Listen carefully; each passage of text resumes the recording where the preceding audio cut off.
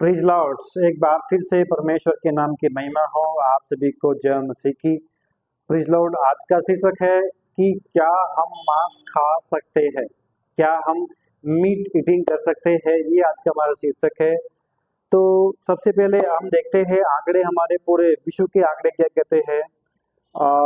Vegetarian resource groups ये कहता है कि पूरे विश्व के अंदर 75% से लेकर के 82% तक जो व्यक्ति है वो मांसाहारी है, यानी वो मीट ईटिंग करता है।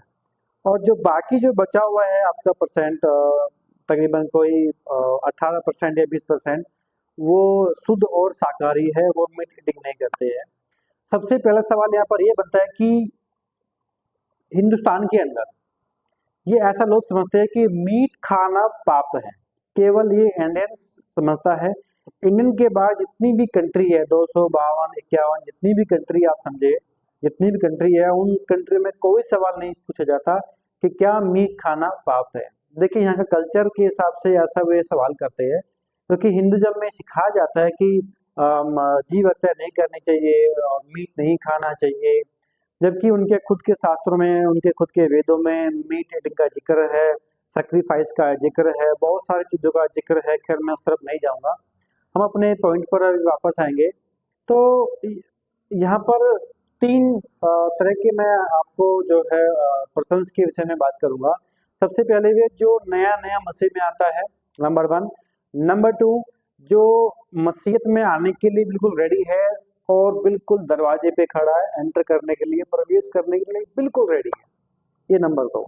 नंबर 3 वो होता है जो जिनको हमने गॉस्पेल शेयर किया, गॉस्पेल सुनाया, सुसमाचार सुनाया, और उन्होंने सोचा कि इनका परमेश्वर कैसा है जो हमें मीट खाने की आज्ञा देता है। क्योंकि मीट अगर परमेश्वर खाता है तो वो कोई परमेश्वर नहीं होता है, क्योंकि परमेश्वर तो अहिंसावाद होता है। ये उनकी थ्योरी है। यहाँ पर मैं एक बात डिक्लेयर करना चाहता हूँ कि मेरे प्रियो, कि मसीहत के अंदर कहीं पर ये नहीं लिखा कि आपको मीट खाना ही खाना है। कोई प्रेशराइज नहीं है बाइबल के अंदर, या कोई क्रिश्चियंस किसी को प्रेशर नहीं करता कि आपको मीट खाना है या आपको मीट खाने की अनुमति है। अगर आपने मीट नहीं खाया तो आप मसीह नहीं है, आपने मीट को हाथ नहीं लगाया तो आप मसीह नहीं है। देखिए मैं खुद मीट नहीं खाता हूँ, मैं एक वेज हूँ, मैं एक वेजिटेरियन हूँ, मसीह हूँ। मैं मीट नहीं खाता हूँ। मेरे कलीसिया के लोग, मेरे पास्टर्स, मेरे पुराने जो भी मेरे कलीसिया में अंकल है, मेरे दोस्त है कलीसिया के अंदर, सब लोग वो मीट ईटिंग करते हैं, मैं नहीं करता हूँ। मगर हम तब भी बहुत ज़्यादा मेल मिलाप से रहते हैं। हम आपस में मिलते हैं, गले मिलते हैं, और जो है आराधना करते हैं, एक साथ बैठते हैं, एक साथ खाना खाते हैं। तो कोई मीट खा रहा है, कोई नहीं खा रहा है। बाइबल कहती है रोमियो की किताब में जब हम पढ़ते हैं, आई थिंक चैप्टर, मुझे लग रहा है कि चैप्टर 14 शायद मेरा रेफरेंस अगर सही है तो चैप्टर 14 में लिखा है, उसका वर्स नंबर 2 एंड 3, और दूसरा रेफरेंस चैप्टर 14 है फिर से, और उसका वर्स नंबर 15 या 16 है, अगर मैं गलत नहीं तो शायद आई थिंक यही है, 15 16 17 है। जहाँ पर लिखा है कि जो व्यक्ति साग पात खाता है और जो व्यक्ति मीट खाता है, तो साग पात खाने वाला मीट खाने वाले को छोटा न जाने, और जो मीट खाता है और साग पात खाने वाले को क्या करे, छोटा न जाने। क्योंकि परमेश्वर का जो राज्य है वो खाना पीना नहीं है। ये बाइबल में रोमियो किताब में चैप्टर 14 में साफ साफ लिखा हुआ है कि परमेश्वर का जो राज्य है वो खाना पीना नहीं है, बल्कि मेल मिलाप है, धर्म है और प्रेम करना है, पवित्रता है। दूसरी चीज देखिए, जब हम बात करते हैं एक नए मसीह की, जो एक नया मसीह अपने धर्म से निकल करके मसीहत में आता है, तो उसके विचार, उसके सोच कुछ अलग होते हैं। उसको लगता है कि मांस खाना जो है पाप होता है, उसको ये ऐसा लगता है। मगर वो मसीहत में आता है, मगर उसके पास बहुत सारे सवालों के जवाब होते हैं कि मांस खाना क्या सही है कि क्या गलत है, कि दोनों में से कौन सा सही है। इस संशय में वो बना रहता है वो मसीह, और उसको जो सवालों के जवाब है, अगर वो बाइबल को नहीं पढ़ता है तो वो सवाल उसके पास हमेशा रहेंगे। जब बाइबल पढ़ेंगे तो उसको समझ में आएगा कि किस तरीके से उत्पत्ति से लेकर के, और जब हम मलाकी तक या मलाकी तक भी नहीं, हम पूरी बाइबल की जब बात करें, किस प्रकार से प्रभु यीशु ने खुद भी मछली का भुना हुआ टुकड़ा खुद से खाया और 5000 लोगों को दो रोटी से रोटी और मछलियों से 5 रोटी और 2 मछलियों से 5000 लोगों को खाना खिलाया। अगर वाकई में मीट खाना अगर वाकई में पाप होता तो हमारे प्रभु यीशु क्यों खुद मीट खाते, और क्यों खुद जो है वो भुनी हुई मछली खाते, और क्यों खुद वे दूसरों को रोटी और मछली खिलाते। ये सबसे बड़ी पॉइंट वाली बात है। इस चीज को समझने के लिए हमें सबसे पहले उत्पत्ति की किताब में जाना पड़ेगा, जहाँ पर आदम और हव्वा को बनाया था। आदम से निकला था आदमी, और हव्वा उसकी पत्नी। हव्वा मतलब उसकी सहायक, पति पत्नी के रूप में जब उनको वहां रखा, तो उस वाटिका में जितने भी पेड़ थे, छोटे बीज वाले, बड़े बीज वाले, छोटे फल, बड़े फल, और जितने भी वहां पर जीव थे, उन सबका जो आहार था वो सब फल, फ्रूट्स, घास फूस, वो सब वेजिटेरियन थे। वो पशु पक्षी भी वेज थे, वे आदम हो भी वेज थे। वहां पर कोई भी शिकार या कोई भी मांस नहीं खाता था, क्योंकि आरंभ में ऐसी कोई आज्ञा परमेश्वर ने नहीं दी थी। मैं यहाँ पर ये क्लियर कट करना चाहता हूँ। दूसरी चीज, जब हम मीट की विषय में जब बात करते हैं मेरे प्रियो, तो मीट खाने की आज्ञा कहाँ से आई? मीट खाने की जो आज्ञा आई है वो नूह बाबा के दिनों से आई है। नूह बाबा के दिनों में जब बहुत ज्यादा पाप पृथ्वी पर बढ़ चुका था, तो नूह एक ऐसा धर्मी व्यक्ति था जिसको परमेश्वर ने बचा के रखा, उसके परिवार को। टोटल 8 लोग बचे हुए थे, और उन परिवार को बचा के रखा परमेश्वर ने। जब पानी सूख गया, जब पानी से बड़ी तबाही आई, जब पानी सूख गया, उन सब प्रोसेस को तकरीबन 1 साल से ऊपर लगा, पानी बरसते बरसते और ढलते ढलते और सूखते सूखते। तो एक छोटी सी बात समझने की यहाँ पर यह है कि जब इस पृथ्वी पर पूरा पानी पानी हो गया, तो उस पानी को सूखने के लिए कितना समय लगेगा, और एक नई फसल को बोने के लिए कितना समय लगेगा। जितना आहार उनके पास होगा उतना आहार उन्होंने शायद खा लिया होगा, और वो समय से पहले खर्च हो गया होगा, यानी खत्म हो गया होगा। अब परमेश्वर को उन 8 लोगों को बचाना है, तो क्या माध्यम है, क्या सौंप दिया है कि ऐ नूह, मैं तुझे अधिकार देता हूँ, जितने भी छोटे जीव, बड़े जीव, छोटे फल, बड़े फल, जितने भी जब हम पढ़ते हैं उत्पत्ति की किताब में नूह के दिनों को, अब मैं पढ़ लेता हूँ। उत्पत्ति की किताब अध्याय 9 में लिखा है कि तुम्हारा फिर परमेश्वर ने नूह और उसके पुत्र को आशीष दी और उसे कहा, फूलो फूलो और बढ़ो और पृथ्वी पर भर जाओ। ये पहली ब्लेसिंग मनुष्य जाति के लिए, जब 8 प्राणी बचे, क्योंकि हम जानते हैं कि हाम साम येपेत से जितने भी आज हम लोग यहाँ पृथ्वी पर है, हम सब उन्हीं की वजह से है। हाम साम येपेत के हम अभी संतान हैं। वैसे तो हम सब संतान जो है वो आदम की है, मगर जब एक बहुत बड़ा डिजास्टर हुआ, तबाही आई, तो उसमें 3 बच्चे बचे, और उनकी पत्नियां नूह और उनकी पत्नी, टोटल 8 प्राणी। तो उनको ब्लेसिंग दिया बचने के बाद, तुम्हारा डर और भय पृथ्वी के सब पशुओं और आकाश के सब पक्षियों और भूमि पर सब रेंगने वाले जंतु और समुद्र की सब मछलियों पर बना रहेगा। तुम्हारा अधिकार, यानी कि मनुष्य का जो अधिकार है, हर तरह के जीव जंतु, रेंगने वाले एंड समुद्र में जितने भी जीव जंतु है, वो सब के सब का किसके वश में किए? हमारे वश में किए, मनुष्य के वश में कर दिए। चलने वाले जंतु भी तुम्हारा आहार होंगे, जैसा तुमको हर एक छोटे पेड़ दिए थे, वैसे ही अब मैं तुम्हें सब कुछ देता हूँ। प्रीज लॉर्ड। दूसरी पॉइंट यहाँ पर आता है कि मांस को, यानी कि उन जंतुओं के मांस को, प्राण यानी अर्थात लहू समेत तुमने खाना, और निश्चय ही मैं तुम्हारे लहू अर्थात प्राण का बदला लूंगा, और सब पशुओं और मनुष्य दोनों में से उसे लूंगा। मनुष्य के प्राण का बदला मैं एक एक भाई से लूंगा। ये पॉइंट को मैं कट कर करके ये क्लियर करना चाहता हूँ कि मनुष्य जाति को हर एक जीव जंतु के ऊपर अधिकार दे दिया गया। दूसरा, जितने भी हरे भरे छोटे पेड़ है उन सब पर अधिकार दे दिया। तीसरा, मनुष्य जाति को ब्लेसिंग दे दी है, उसको फलने और फूलने की, उसको बढ़ने की, ताकि वो व्यक्ति फले फूले और बढ़े और मेरा कार्य करे। दूसरे वर्ग के जो लोग हैं, मैं ऐसे मेरे भाई बहन जो बिल्कुल रास्ते पे यानी कि अंदर आने के लिए तो खड़े हैं मगर वो अंदर एंटर नहीं कर पा रहे। उसका कारण है, उनको लगता है कि जो ये मसीह लोग हैं, जो क्रिश्चियंस लोग हैं, ये तो मांस खाते हैं, तो क्या इनका जो ये यीशु मसीह जो परमेश्वर है वो वाकई में परमेश्वर है या नहीं है, वो इस संशय में बने रहते हैं। दूसरी चीज, मैं उन भाइयों से ये पूछना चाहूंगा कि क्या यह धर्म या ये जो विश्वासी लोग हैं, ये मांस खाने वाला धर्म या मांस खाने वाला मजहब है या नहीं है, ये इस चीज को ढूंढते हैं। वही दूसरी जगह पे यीशु मसीह के बलिदान से मिलने वाला जो उद्धार है, क्या वो उस उद्धार को स्वीकार करना चाहते हैं? तो यहाँ पर दो चीज हो गई।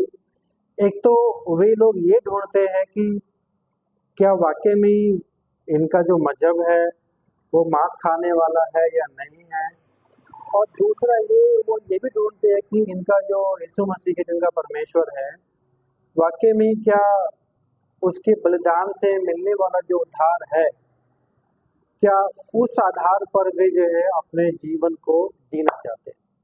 ये दो चीज हो गई। देखिए, यीशु मसीह के बलिदान से जो हमें उद्धार मिला है, उस विश्वास के आधार पर हम उसको सुसमाचार कहते हैं, यानी हम उसको गॉस्पल कहते हैं कि हमने सुसमाचार बांटा है, परमेश्वर का सुसमाचार हमने दिया है। सबसे बड़ी चीज कि ऐसे लोगों के लिए जो दरवाजे पर खड़े हैं, अंदर आना चाहते हैं और उनके अंदर में कोई संशय बना हुआ है, तो उनके पास और कौन सा रास्ता है ताकि उनके पापों की क्षमा हो जाए और वो स्वर्ग में एंटर करने पाए। तो उनके पास प्रभु यीशु में विश्वास करना, उन पर ईमान लाना, इसके अलावा उनकी पापों को क्षमा करना, इसके अलावा उनके पास और कोई मार्ग है? कोई मार्ग नहीं है उनके पास, मेरे प्रियो, कोई मार्ग नहीं है। क्योंकि सबसे बड़ी बात यह है कि जब आप बाइबल को पढ़ेंगे और आप जब उस दरवाजे को पार करके अंदर घुसेंगे और परमेश्वर के राज्य को समझेंगे, तो परमेश्वर आपको अपना पवित्र आत्मा देगा और पवित्र आत्मा आपको अपने वचन को, यानी मांस खाने के विषय की वस्तु को और अन्य चीजों को उत्तर देगा, और पवित्र आत्मा वहां पर आपको कन्विंस करेगा और अपने विषय में सब चीजें आपको समझाएगा। Praise Lord. दूसरी चीज, मांस खाने का जो विषय है, पाप, उद्धार, अनंत जीवन के विषय से ज्यादा महत्वपूर्ण नहीं हो सकता मेरे प्रियो। ऐसे लोग जो अंदर आना चाहते हैं, मैं उनके लिए बताना चाहता हूं कि मांस खाने का जो सब्जेक्ट है वो पाप, उद्धार और अनंत काल के जीवन के विषय से ज्यादा इम्पोर्टेंट नहीं हो सकता। तो ये मेरा उस दूसरे वर्ग को जवाब है। अब तीसरे वर्ग का कि जब हम बारी आती है तो वहां पर उनको मैं ये कहना चाहूंगा, तीसरे वर्ग के लोगों को, कि जानवरों को मारकर खाना, ऐसा भी लोग सोचते हैं जो तीसरे वर्ग वाले हैं कि जानवरों को मारकर खाना ये अच्छी बात नहीं है, ये ठीक नहीं है, क्योंकि जानवर को मारकर खाना ये एक गलत प्रक्रिया है, ये एक गलत चीज है। इसलिए वो क्या करते हैं, प्रभु यीशु को अस्वीकार कर देते हैं। जब आप एक मसीह भाई, माफी चाहता हूँ, जब आप एक हिंदू भाई को जब आप सुसमाचार सुनाएंगे तो उनके सामने एक सबसे बड़ा सवाल आता है। वो क्या आता है कि मसीह लोग जो मांस खाते हैं वो उस पर आपत्ति जताते हैं और सवाल उठाते हैं मेरे प्रियो। और जब आप सुसमाचार बांटते हैं और आप किसी हिंदू भाई से बात करते हैं तो वहां पर हमें एक चीज देखने को मिलती है कि वो सबसे पहले ये कहते हैं कि भाई तेरा जो विश्वास है वो तो ओके ठीक है, मेरे को समझ में आ रहा है, पर ये जो मांस खाने वाली बात है, जो ये आप मांस खा रहे हो, ये जो आप हत्या कर रहे हो, जीव हत्या कर रहे हो, ये सही नहीं है। तो आप उनको कहिए कि क्या आप जीव हत्या नहीं करते? तो वो बोलेगा नहीं, मैं तो शुद्ध हूँ, मैं तो वेजिटेरियन हूँ, मैं तो कोई हत्या नहीं करता, मैं तो कोई जीव हत्या नहीं करता। तो आप उसको बोलिए कि आपकी जो पॉकेट में जो पर्स है वो किस चीज का है? लेदर का है। आपने जो बेल्ट पहना है वो किस चीज का है? लेदर का है। आपने जो जूते पहने हैं वो किस चीज का है? लेदर का है। आपने जो जैकेट्स पहना है वो किस चीज का है? लेदर का है। आमतौर पर हिंदू स्त्रियां भी लेदर के जैकेट्स, लेदर के बेल्ट्स, लेदर्स के पर्स, हैंडबैग्स, लेदर की अपने वैली और लेदर की अपने जो है जैकेट्स, लेडीज जैकेट्स, वो सब इस्तेमाल करते हैं। तो फिर वे कहाँ से आते हैं? आप भी तो उस पाप के भागीदार बने कि जिस जीव की हत्या करके उसकी जो चमड़े से जो चीजें बनाई, आपने फिर उसको क्यों पहना है? तो वो भाई बोलेगा कि मैंने तो हत्या नहीं की ना। तो उसको आप उसको बोले कि इसी प्रकार से कोई भी क्रिश्चियन हत्या नहीं करता, बल्कि वो बाजार से जाकर के चिकन और मटन खरीद के ला करके उसको खाता है मेरे प्रियो। और रही बात ये कि जो हिंदुत्व ये कहते हैं कि हम हत्या नहीं करते, तो मैं आपको बताना चाहता हूँ कि हिंदुत्व के अंदर में वो बहुत सारे ऐसे पाप करता है, जैसे उसके पैरों से चींटियां मर रही है, या उसके हाथों से मच्छर मर रहे हैं, या हिंदूज़म जो भी बैकग्राउंड से जो लोग निकल करके उसने विदेश में जाकर के कोई डॉक्टर की प्रैक्टिस की है, तो सारे टेस्ट पहले किस पे होते हैं? वो जानवर पर होते हैं, मेंढक पर होते हैं, चूहे पर होते हैं, न जाने कितने जानवरों के ऊपर डॉक्टर टेस्ट करते हैं, तभी वो उस डॉक्टर की जो है विद्या को ग्रहण करते हैं, क्योंकि सब टेस्ट सबसे पहले जीव पर होते हैं।